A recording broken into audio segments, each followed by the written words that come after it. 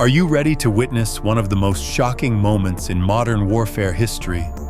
Russia pulled off the unthinkable, downing a $2.1 billion American B-2 Spirit stealth bomber with a Mach 14 hypersonic missile. But what happens when the American giant strikes back a storm of steel with hundreds of Tomahawk missiles? Stealth bombers and devastating never-before-seen weapons turned Russia's skies into a blazing battlefield. Comment #1 to join us in uncovering the dramatic new chapter of 21st century warfare, where power collides, secrets shatter, and the world holds its breath before haunting images of an unforgettable night.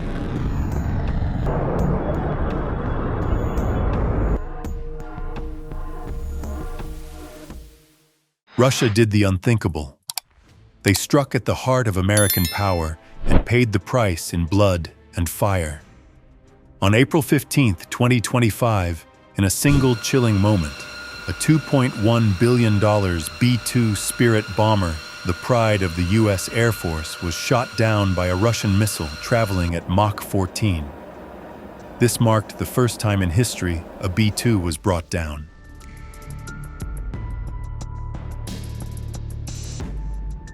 And this event sent shockwaves from Washington to Allied war rooms worldwide. But what followed was even more staggering.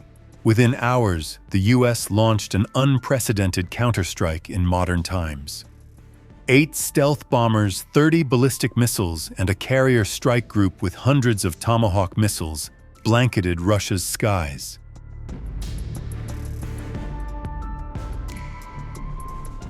Overnight, Russia's formidable military was put on high alert. Thousands of soldiers were caught in a storm of steel they never saw coming. This wasn't just a battle, it was a brutal reminder to the world of exactly what happens when someone dares to wound the American giant.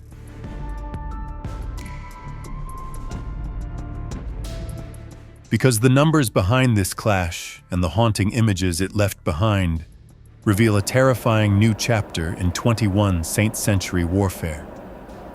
On the morning of April 15, 2025, the unthinkable happened. For the first time in history, a $2.1 billion US B-2 Spirit stealth bomber, a crown jewel of American air dominance, was shot down from the skies.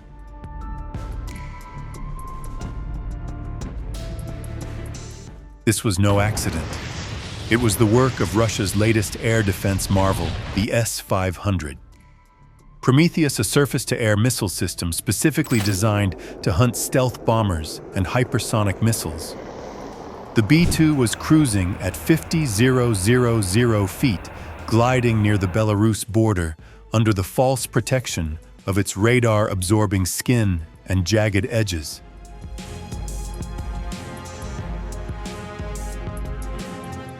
But Russian radar crews were no amateurs. The S-500's new 91 N6A phased array radar, with a 600 kilometers detection range, caught a faint heat signature, a whisper in the sky that betrayed America's most advanced bomber. Within 7 seconds, Russian operators locked on. A 77 N6N1 interceptor missile, screaming at a staggering Mach 14, erupted from a silo outside Smolensk.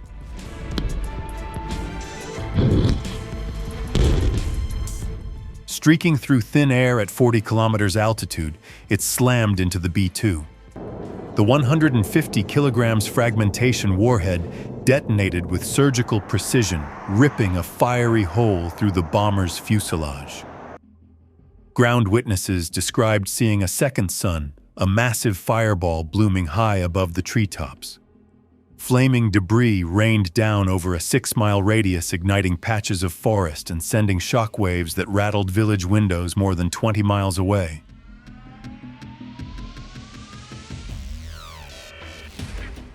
The downed B-2 wasn't just hardware, it was a message that America's stealth was no longer inviolable. News outlets worldwide replayed footage of the burning wreckage, a haunting reminder that the days of America's unchallenged air dominance might be fading. At the Pentagon, red lights blazed on secure communication consoles.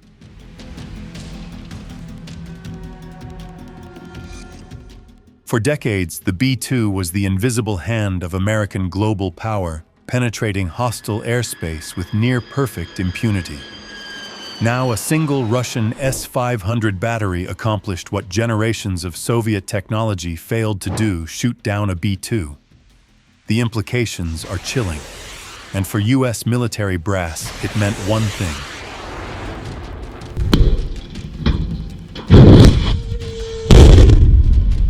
a response was coming, and it would be overwhelming. What would you do if you were the U.S. leader? Share your thoughts in the comments and join us to witness a massive American counterstrike. The downing of the B-2 stealth bomber jolted Washington like an electric shock. Within hours, emergency meetings convened deep inside the Pentagon's secure rooms.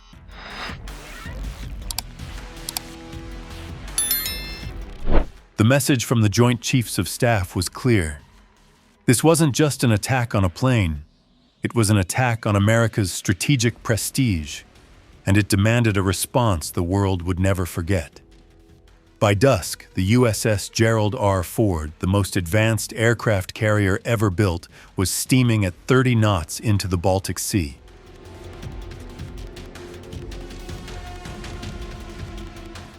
Displacing over 100,000 tons, it carried 4 guided missile cruisers, 6 Arleigh Burke-class destroyers, and more than 75 stealth aircraft, including F-35C Lightning IIs and F/A-18 Super Hornets. Together, they formed a floating fortress armed with over 500 ship-launched Tomahawk and SM-6 missiles, a devastating arsenal capable of reshaping any battlefield.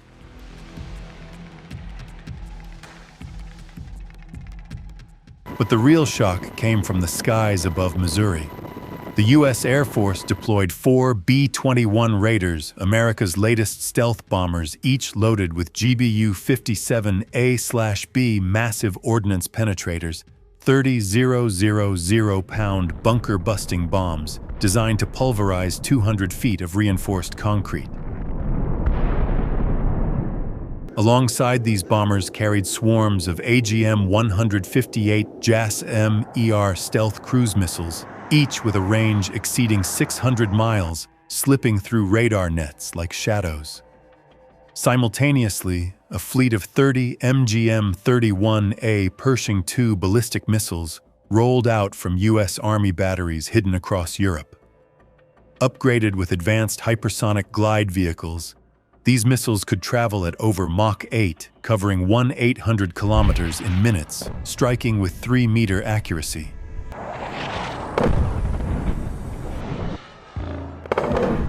These weren't just tools of war. They were a clear promise that no force on Earth could challenge the U.S. without catastrophic consequences. Satellite feeds revealed the eerie dance of war preparations, carrier decks bustling with armed aircraft. B-21s gliding in tight mid-air refueling orbits, and missile convoys crawling under thick camouflage netting.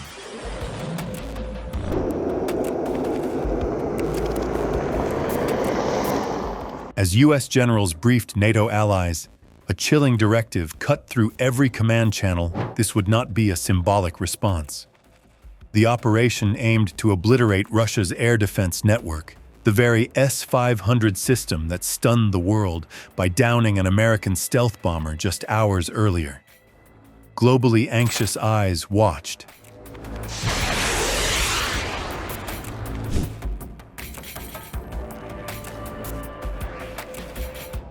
For decades, America's reach has been legendary. Now it would be proven again, not with words, but with overwhelming, unrestrained power unleashed on command. If you find this story gripping, a quick like and subscribe really helps us keep going. At exactly 2:03 a.m. Moscow time, the night sky over western Russia turned into a stage of terrifying brilliance. The first wave erupted from the vast darkness of the Baltic Sea, where 6 U.S. destroyers and cruisers simultaneously unleashed a staggering 58 Tomahawk cruise missiles. The missiles launched in rapid succession, leaving fiery trails across the decks before vanishing low over the water. These weapons skimmed treetops at 600 miles per hour, slicing through forests and river valleys, navigating via terrain maps etched into their onboard systems.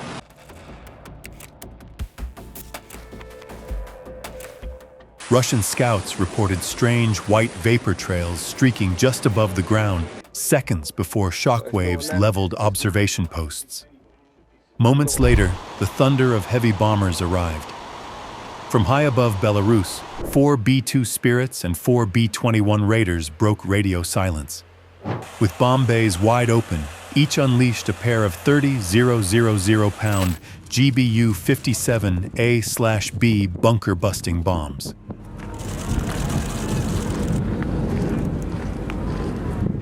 The massive weapons fell silently at first, accelerating downward, until they slammed into the frozen ground at near Mach 1, burrowing deep before detonating in colossal subterranean blasts. The earth at each impact point heaved violently, spewing columns of fire and rock hundreds of feet into the air. Seismic monitors in Poland registered the explosions as minor earthquakes.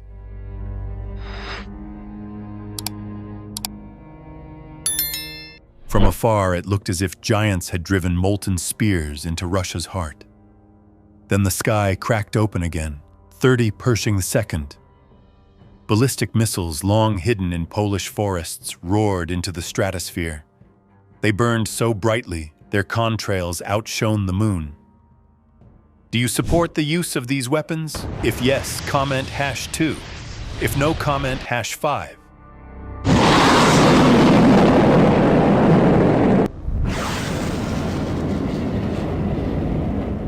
At the apex of their trajectory, guidance systems adjusted, tilting the warheads downward.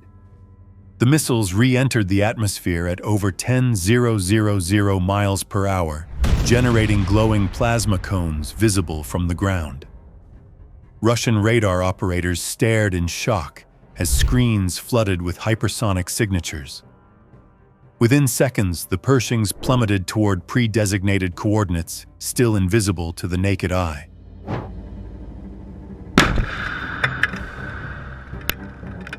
A final transmission cut through American comms. Rain is coming, targets locked. God bless the Republic. The night lit up with flickering lightning, each flash paired with booming echoes rolling across the plains for miles.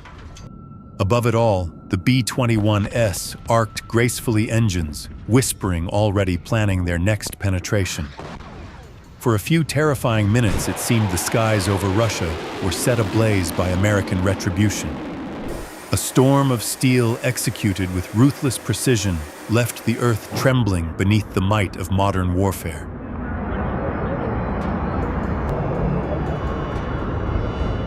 As the American assault roared toward its targets, Russia's air defense network sprang to life in a frenzy of sirens and shouted orders.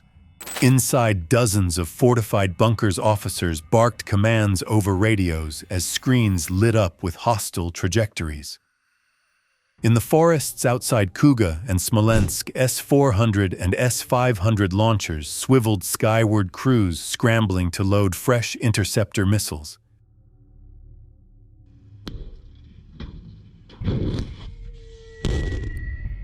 The night erupted with the thunder of over 120 surface-to-air missiles leaping from launchers in rapid succession, trailing columns of fire into the darkness.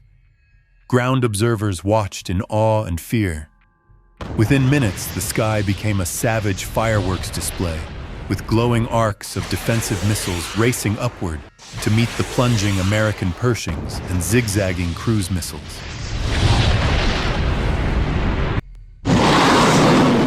Multiple collisions erupted at altitude, sending bursts of fire across the horizon. From a distance, it looked as if entire constellations were being torn from the heavens. Anti-air batteries near Bryansk unleashed repeating salvos.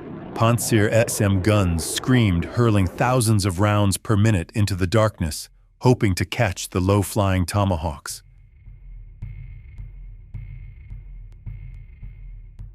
Some interceptors found their marks detonating warheads mid-air and raining burning debris onto the forests below. But despite the furious barrage, radar operators could see too many blips pressing inward. Comms crackled with panicked updates as intercepts failed to thin the swarm. A Russian colonel slammed his fist into a console as a cluster of American missiles completely evaded the outer defenses, heading straight for high-value installations.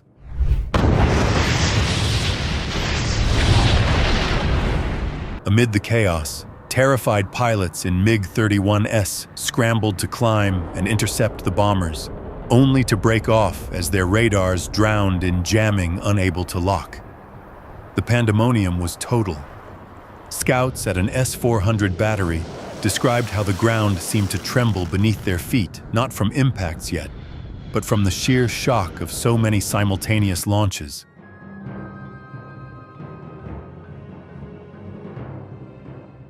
For the Russians, it was a night of iron and fire, the sky scorched with glowing streaks of fury, as if the stars themselves had turned against them. Even hardened commanders, veterans of countless drills, admitted they had never witnessed such a relentless storm of steel. Yet despite their frantic efforts, they all sensed in those tense final minutes the tide was turning.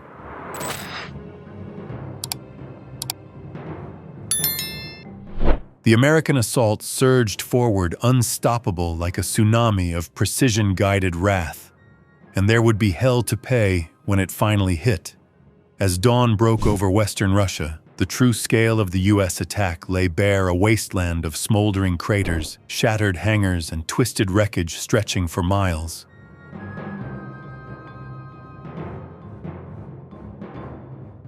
In Smolensk, once Russia's western defensive stronghold, satellite imagery revealed 7 distinct impact sites, each carving the earth into craters over 100 feet deep.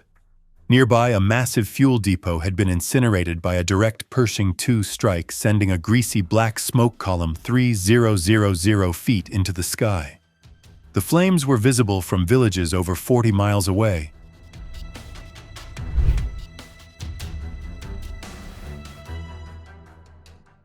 Kuga's main airbase lay in ruins. Bunker-busting bombs had torn through reinforced concrete, like paper collapsing entire underground hangars onto the aircraft inside. In the open, the charred husks of Su-35S and Su-57S littered the runway canopies, blown off wings snapped like twigs. Analysts later counted at least 23 high-value fighters destroyed on the ground before they could take off.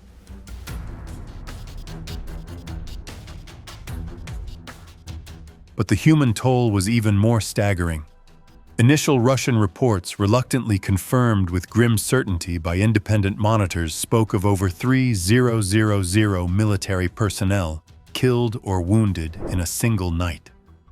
Some units stationed near Kuga lost half their fighting strength within hours. Their barracks were obliterated before alarms could fully muster the troops.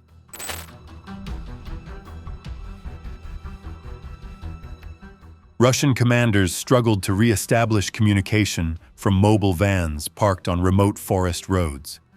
But with too many radar nodes and commanders flattened by precise U.S. strikes, coordination fell into chaos. In some areas, local officers were forced to rely on runners and handheld radios, helpless to defend against another wave if it came.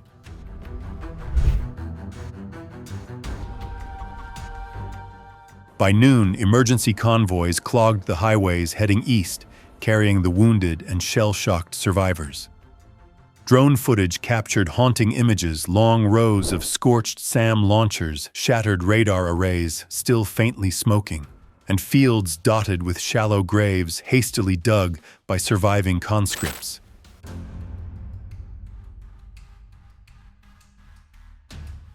For decades, Russia boasted of its impenetrable, multi-layered air defenses. Overnight, those boasts lay buried under tons of rubble and smoldering steel. The Kremlin's most advanced systems were tested and found catastrophically wanting against the sheer volume and speed of a full-scale U.S. assault.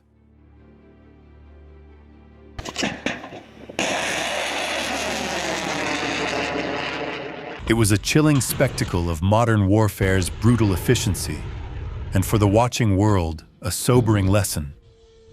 Challenge America's air dominance, and your heartland may pay in blood fire, and thousands of lives lost before the sun rises again.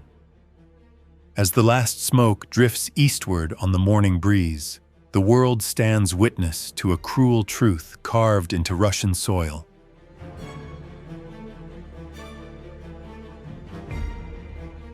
The era of modern warfare leaves no sanctuary, no matter how deep the bunker or how vaunted the air defenses. In under 24 hours, thousands lay dead. Billions in weapons systems lie twisted and burning. And the myth of impregnable fortresses has crumbled under America's storm of precision-guided steel. And so, in less than 24 hours, a single act of provocation unleashed the wrath of the American superpower, turning Russian skies into a fiery hell and leaving thousands of lives shattered amid colossal ruins. Can Russia recover from this devastating blow? Or is this merely the prelude to an all-out conflict? What do you think of America's ferocious response, justified or excessive? Share your thoughts in the comments below, like and subscribe for more in-depth analysis of global strategic scenarios. Thanks for watching, and see you in the next video.